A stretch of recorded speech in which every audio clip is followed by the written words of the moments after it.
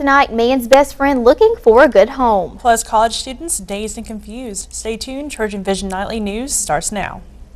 High-definition digital production center on the Troy campus with news from Troy University locations around the world. This is Troy TrojanVision Nightly News. Hello and welcome to Troy TrojanVision Nightly News for November 4th, 2011. I'm Bailey Majors. And I am Rachel Ellis. Thank you for joining us this evening. Well, if you're going to a local business to pick up some tools this weekend, you might just run into some furry friends. Derek James shows us how one group is helping those furry friends find a new home. When you look into those eyes, don't you just want to take it home?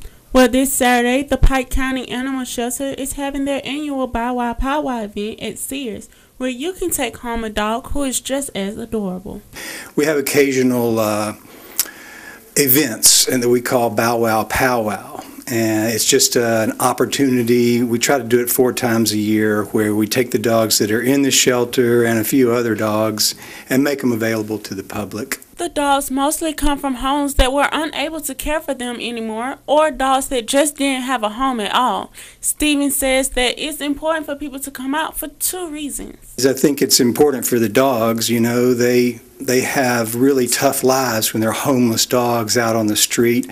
And then their lives are not much better when they get to the shelter that we have in Troy. So it's important for them, but also I can speak personally to say that dogs are just one of the best things in life, and anybody who has a dog knows what I'm talking about. Dogs give you unconditional love.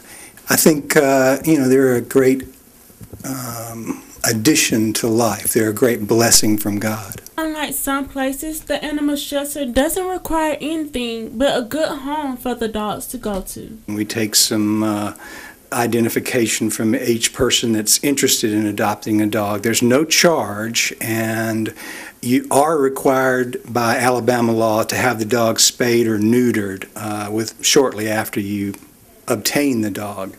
And there's really nothing, there's no requirements except that you want a dog and you be able to handle a dog. Derek James, Troy, TrojanVision News. If you are not able to make it to this Bow Wow Powwow event and want to adopt a pet, you can call the police department at 334-566-0500 and ask for animal control. If you think that a house can be built in 3 days, think again. Once again, the Habitat for Humanity is on the move. The organization is attempting to build a house in only a few days. However, they need support and volunteers. They are encouraging all Troy University students to put on some work clothes and get their hands dirty to help out a family in need.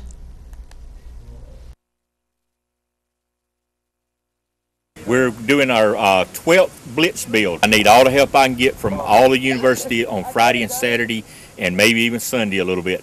We're going to put up a house in 3 days. The outside shell will be complete in 3 days. If you would like to get involved with the project, you can go to 711 Martin Luther King Drive right here in Troy, Alabama from any time until 8 a.m. until 5 p.m. tomorrow. And for more information, you can call 334-372-7578. Well, Rachel, the Trojan Center ballrooms are filled with students not acting like themselves last night. That's right, because they were under the influence of a hypnotist. Tiffany Lester has the story. A hypnotist visited Troy on Thursday night for one of the University Activity Council's many events. He asked for volunteers, and students couldn't wait to sit in the hot seat. We do hypnotists every semester, and it's typically a big hit, and it's an event everyone can enjoy and have fun with. That's our main goal. You've probably heard me say it a lot this semester. And it's just something interesting. Not many students have seen hypnotists before, and those who have enjoy the experience. One volunteer said that even though she wasn't as open-minded to being hypnotized as other participants, she felt welcome on the stage and enjoyed making the audience laugh. It was fun, yeah. It was a good experience, especially people who I'm just kind of stubborn, I guess, and that's probably why I wasn't as receptive to it. People who are a little more, open-minded probably would have, recepted it better, and it was just good. I mean, everyone was nice. Everyone came in, cheered for everybody. They were just very welcoming.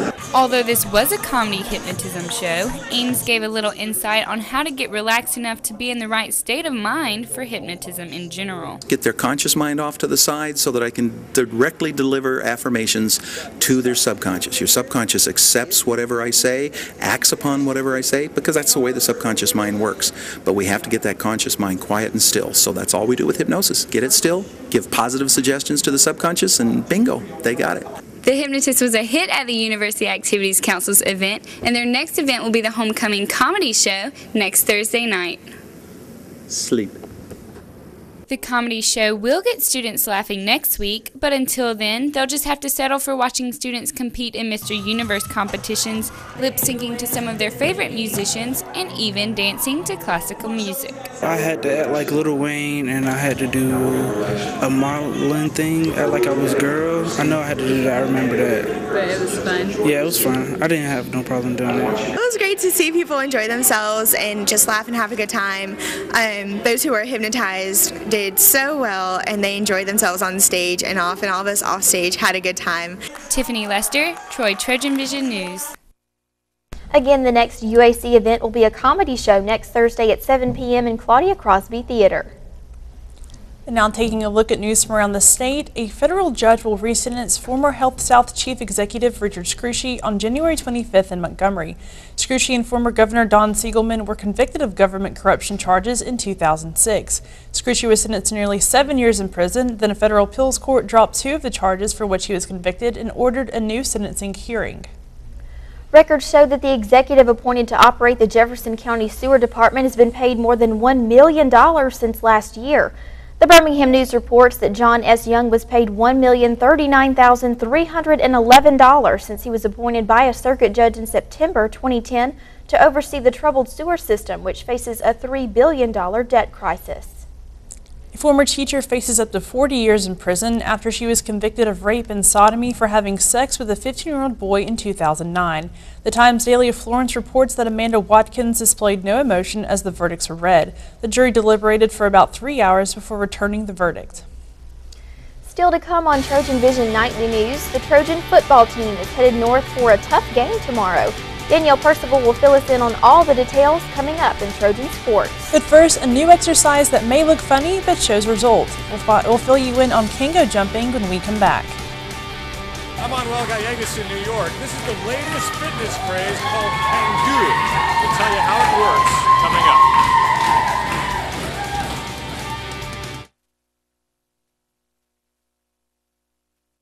Take my hand and start a brand new day. Underneath everything we are all people. And when we reach out a hand to one, we can influence the condition of all. That's what it means to live united. Hi, I'm Mia Hamm. As an athlete, I know injuries happen quickly, so I've teamed up with the American Association of Orthodontists to ask athletes to play it safe. Wear mouth guards, face masks, and helmets to prevent injuries. Visit braces.org. There's a lot more to somebody being successful in society than just their diploma. We're in the business of making well-rounded individuals. They taught me so much more than skills. At Troy, they truly believe that one person can make a difference. We want to educate the mind to think, the heart to feel, the body to act. We're not trying to be all things to all people, but what we do very well. Troy University, in class, online, within reach. Troy.edu. From the high-definition digital production studios of Troy University, you're watching the award-winning Troy TrojanVision Nightly News. Well, you've tried the treadmill, yoga, and spinning, but how about Kango jumps? It's the latest fitness craze in gyms across the country, and it claims to be less stressful on your body. Manuel Gallegos reports from New York. It may look like aerobics, but it definitely doesn't sound like it. These fitness fanatics are bouncing into shape with Kango jumps, impact-absorbing shoes that are the latest way to kickstart the heart and shed pounds. It's fun. I hate working out, and I keep jumping on Kango. I can't stop. The spring-loaded shoes were originally developed in Switzerland for knee rehabilitation. Fitness guru Mario Godiva Green is taking them a step further. there's been so many people who haven't been able to run for years, who haven't been able to exercise, who've been, who've gained weight because of an injury, that I've been able to get exercising again and running again. The shoes developers claim they reduce 80% of the stress on the knees, hip, and spine, making it safer to do this. But physiologist Dr. Malachi McHugh says the shoes actually increase stress on the joints, but the muscles are working extra hard to absorb the impact. If anything, the stress on each joint will be increased. That's not necessarily a bad thing. It could be beneficial for training, but there's definitely not a decrease in the stress. Still, Green calls it a fitness evolution. The people that do embrace this, we're the ones that in 5 years are going to be having healthier, happy knees, not wearing knee braces, not injured. The shoes have got Angelina Sharon working out again. It's less stress on your body. I don't feel any aches or pains in my knees or my back. For them, jumping is believing. Manuel Gallegos, CBS News, New York. And now Danielle Percival joins us with sports. So Danielle, it's Friday and we finally have a Trojan football game to talk about this week. That's right. It seems like it's been nearly a month since we talked about football on a Friday afternoon. That's right. So they've got the game coming up, so let's get right into it. All right. The team is embarking on a journey looking to right the ship and making way for Annapolis. Enough with the puns. If you haven't already guessed, it's time to take a look at the Trojans matchup against Navy. At 2-5 on the season, the Trojan football team is looking to rebound after some time off. The Trojans have suffered 3 straight losses, and the last time they had 4 losses in a row was back in 2006 when they fell to Florida State, Georgia Tech, Nebraska, and UAB. While the schedule may not seem as tough this year, the Trojans have had tough out-of-conference games, and the final one on the schedule is the Midshipmen. Head coach Larry Blakeney says it will take a complete team effort against Navy. If there's ever been a three-phase approach that you had to take it against this type team. And everybody's got to be doing their job every time, and no matter what phase is out there. Though the Trojan defense will be facing a different type of offense in Navy's approach with the triple option, the matchup of the Trojan offense against Navy's defense could help get things back on track. Troy averages 286 passing yards per game, good for 23rd in the country, while Navy's defense averages giving up 230 passing yards per game, 69th in the country. Defensive tackle Tony Davis says it just comes down to how much you want it. We hungry for a win, we desperate for a win, and I think guys are going to come out Saturday and actually search for that, and we're going to get it. We're going to get it done. Well, right now I'm just looking for a win, to be honest with you. I don't really care who we play. We need to put a whole football game together, offensively and defensively. Saturday's game will be a battle between 2 teams who both only have 2 wins on the season. The Midshipmen began the season 2-0, only to lose their last 6 matchups. Saturday will be senior day for Navy, and Blakeney says the atmosphere of the game will play a part, but that's not where the game is decided. Heard a lot of things about the everything surrounding the game and how they treat you and your people, and I'm more concerned about how we are treated or how we treat them between the lines for 60 minutes, and that's the part that we have got to be most concerned about. The Trojans' chance to get back on the right track comes tomorrow. With a win, the Trojans would end the year at 2-2 in out-of-conference games. Game time in Annapolis is set for 2:30 tomorrow afternoon. After 6 straight home wins to begin the season, the volleyball team has dropped the last 2 in Sartain Hall. The team will look to end that skid with 2 matches at home this weekend. Tonight, the Trojans face Middle Tennessee at 7 o'clock. The Blue Raiders are tied at the top of the East Division with a 12-1 mark in the Sun Belt. The Trojans fell earlier this season in straight sets against the Blue Raiders. Coach Sonny Kirkpatrick knows his team has to be at their best for this one. Better, they'll bury us. They're a really good team. If we come out with the same kind of emotion and intensity that we've shown over the last 3 matches, the match won't last very long. On Saturday, Western Kentucky comes into town sporting a 25-3 overall record and a 12-1 conference record. The Trojans also fell in straight sets against the Hilltoppers earlier this year. Game time tomorrow is set for 3 o'clock. Well, both the men's and women's basketball teams were in Sartain Hall last night, though it wasn't for a game or even for practice. They even had fans in the stands, and those fans were treated to the 2011 Basketball Fan Appreciation Night. With With the start of basketball season fast approaching, what better way to kick things off than by giving fans the chance to meet the teams? On Thursday night, the 2011 Basketball Fan Appreciation Night gave fans the chance to hear from both the men's and women's coaches and athletic director Steve Dennis. Head women's basketball coach Michael Murphy says having the support of the community is important. We really appreciate everyone coming out for basketball night here at Troy, and the season is here. We get underway November 13th, but for the band, the cheerleaders, the fans, it was really nice to see their appreciation and their support. Giving fans the chance to interact with the players adds to the relationship between the team and the community. And Dennis says building that relationship is key. And when fans have a personal relationship, whether it's with coaches or the players, they can keep them humble when they're successful, and they can build them up when they taste defeat, so to speak. So that personal relationship is always huge. Anytime you can get the community involved in what you're doing, it only adds to the environment. We've got a tremendous student body that supports us in everything we do. And if you can throw in the community, which does a great job, it just makes it a complete package, and it's something we can sell when we go on the recruiting trail. So when everybody's all in, it makes things really easy and a lot of fun. Fans of all ages turned out to support the Trojans, some who are just getting to experience Troy basketball, and others who have been around a while. I've been coming to the Troy basketball games since about the last 4 years or so, a year after I moved back to Troy. And it's probably the most exciting and the most fun thing that you can do. I love basketball. And while there wasn't a game Thursday night, Newman said when game time does roll around, I'll be here. You can bet on it.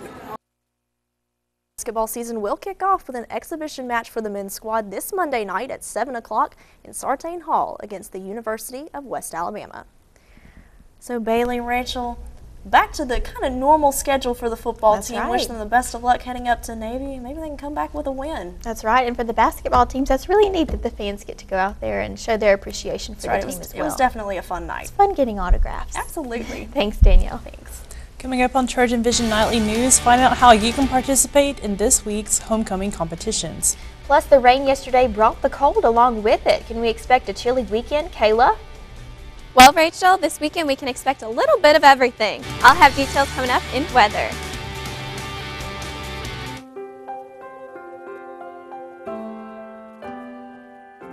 At the heart of what we do in the College of Business is care for the student. It's a personal thing with the students. We feel like the students are our most important asset, our most important products. I have never been anywhere where I've known so many students on first name basis. They stop by socially to talk to. So we understand who our students are, and we're trying to help them be better in their areas of professional work. My colleagues and I work together to create programs that our students need. What we try to do at Troy University is provide an experience to students that not only provide the curriculum that allows them to be successful in the business world, but we also try to expand their horizons to reach greater opportunities that maybe they didn't think they were capable of before.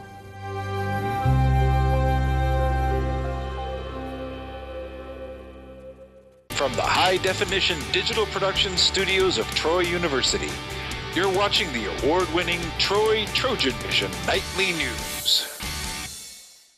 Now Kayla Sheeler joins us for a look at weather. So Kayla, this week it was really chilly. We had a little bit of rain. What can we expect going into the weekend? You know what? Our weather is actually going to fluctuate, but in temperature-wise, no precipitation really going on this weekend. But I'll get to that in just a second. Let's first take a look outside at our campus snapshot. It's nice and sunny outside, and we had a really clear day today, so it was kind of nice, but earlier this morning it was rather cloudy. As we take a look at our current conditions right now, it's nice and sunny with temperature at 65, dew point at 43. Humidity was at 44%, so it's definitely that rain that came through yesterday got rid of a lot of the majority of the humidity. Barometer's at 30.01 and rising with winds coming from the north-northwest at 16 miles per hour. Now taking a look at today's statistics, we had a high of 67 and a low of 41. We had 0.08 inches of rain, so that was from yesterday as well, with the sunrise at 6:59 and sunset at 5:51. Now as we take a look at temperatures across the state, we can see that Mobile is at 62, Huntsville at 54, Birmingham at 52, Montgomery at 68, Troy at 65, Phoenix City at 67, and Dothan at 65. Most of the area is nice and sunny out as well. Current temperatures across the southeast, we can look and see that Miami's the highest at 81, and then ranges of 60s all the way across, and high 50s all in the southeast. Now, as we look across the U.S., we can see that there's ranges of 50s, 30s. Out in the west, there's a lot more of the 40s and 30s in the Rocky Mountain area. Now, taking a look at current surface map, we can see that we have 2 high-pressure systems that are keeping us nice and giving us that great weather going on right now for this weekend. And as we take a closer look, we can see that there's nothing in our area. We just had that cold front coming through. And as we look at precipitation forecast for the rest of the weekend, we can see we have nothing within the next 48 hours. Coming up on tonight's forecast, we got lots of 50s and 40s, 30s in some areas, and already below freezing in some areas out in the west. No precipitation forecast for this weekend. As we can see on Sunday, nothing. Monday, nothing too much, but this area is going to start creeping into our area, so we're going to see a lot of rain coming up over later on next week. But for tonight's forecast, it's going to be nice and clear. It's going to be a little bit cold. We're going to have winds from the north at 7 miles per hour with a low of 41. Taking a look at tomorrow's forecast, it's going to be a dazzling day. Very sunny out with light winds coming from the east-northeast at 12 miles per hour with a high of 72. So it's going to be nice and sunny out for everybody, so go and enjoy it while it's still around before we get into our winter temperatures.